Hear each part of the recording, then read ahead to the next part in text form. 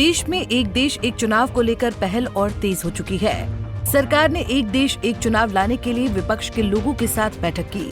सत्ता पक्ष के लोग एक देश एक चुनाव को देश में लागू करने के लिए हर संभव कोशिश कर रहे हैं। एक देश एक चुनाव को लेकर जेपीसी की पहली बैठक में सत्ता पक्ष और विपक्ष के लोगों में नोकझोंक हुई। सत्ता पक्ष एक देश एक चुनाव लाना चाहती है, तो वहीं दूसरी तरफ जेपीसी की पहली बैठक में कांग्रेस समेत कई विपक्ष की पार्टियों ने एक देश एक चुनाव को लेकर विरोध किया।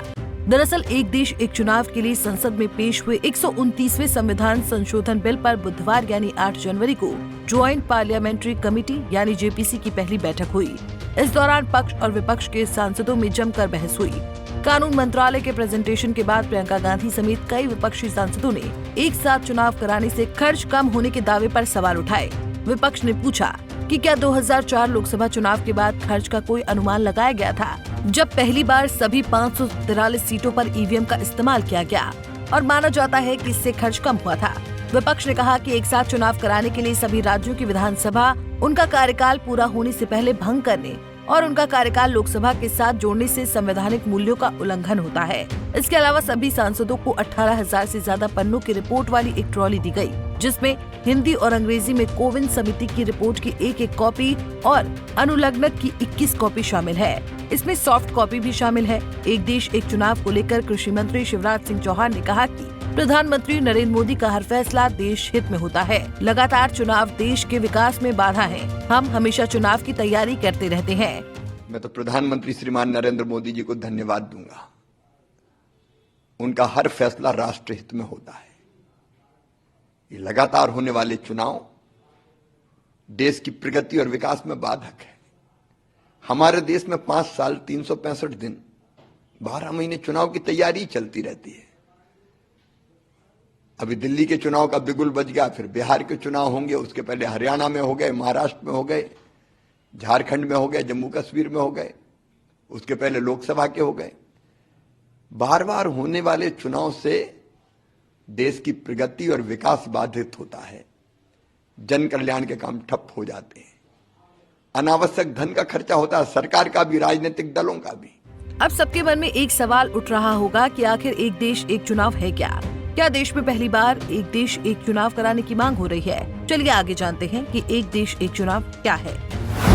क्या है one nation one election? Bharat में लोकसभा और राज्य विधानसभाओं के लिए अलग अलग समय पर चुनाव होते हैं। एक देश एक चुनाव का मतलब लोकसभा और राज्य विधानसभाओं के चुनाव एक साथ कराने से है, यानी मतदाता लोकसभा और राज्य विधानसभाओं के सदस्यों को चुनने के लिए एक ही दिन एक ही समय वोट डालेंगे। आजादी के बाद 1952, 1957, 1962 और 1967 में लोकसभा और विधानसभा के चुनाव एक साथ ही हुए थे, लेकिन 1968 और 1969 में कई विधानसभाएं समय से पहले ही भंग कर दी गयी, जिसके बाद दिसंबर 1970 में लोकसभा भी भंग कर दी गई। इस वजह से एक देश एक चुनाव की परंपरा टूट गई।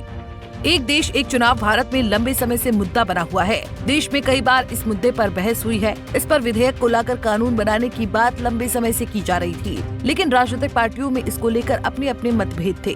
बीजेपी के सत्ता में आने के बाद से इस पर प्रमुखता से काम शुरू हुआ, जिसके बाद इस दिशा में प्रधानमंत्री मोदी की सरकार ने पूर्व राष्ट्रपति रामनाथ कोविंद की अध्यक्षता में वन नेशन वन इलेक्शन की संभावनाएं तलाशने के लिए एक उच्च स्तरीय समिति का गठन किया। इस समिति ने मार्च 2024 में राष्ट्रपति द्रौपदी मुर्मू से मुलाकात कर अपनी रिपोर्ट सौंपी थी। समिति में शामिल प्रमुख सदस्यों में केंद्रीय गृह मंत्री अमित शाह, कांग्रेस के पूर्व नेता गुलाम नबी आजाद, 15वें वित्त आयोग के पूर्व अध्यक्ष NK सिंह, लोकसभा के पूर्व महासचिव डॉक्टर सुभाष कश्यप, वरिष्ठ अधिवक्ता हरीश साल्वे और chief vigilance commissioner Sanjay Kothari थे। इसके अलावा विशेष आमंत्रित सदस्य के रूप में कानून राज्य मंत्री अर्जुन राम मेघवाल और डॉक्टर नितिन चंद्र भी समिति का हिस्सा थे।